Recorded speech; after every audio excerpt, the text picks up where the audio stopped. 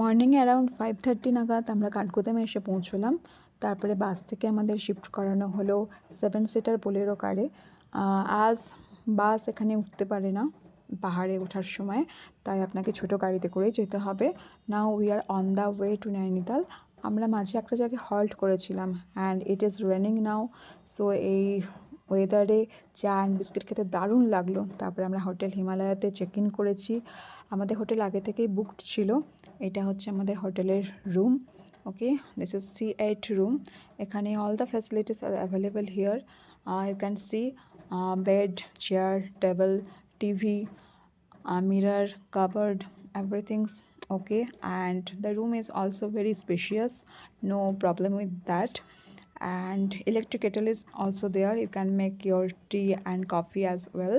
And this is the washroom, and geyser is also working. So geyser is the main mandatory thing to take your bath for this dress. Okay, and this is the outside view of the room. This is the lakeside view. Okay, so the mesmerizing view, but it's still raining, so we can't enjoy the view properly. So we are praying to God কি খুব তাড়াতাড়ি যেন বৃষ্টিটা কমে যায়। And এরপরে আমরা breakfast order করলাম রুমের হোটেল থেকে, যেহেতু আমরা বাইরে যেতে পারিনি। তো এখানকার ব্রেকফাস্টও ভালো ছিল।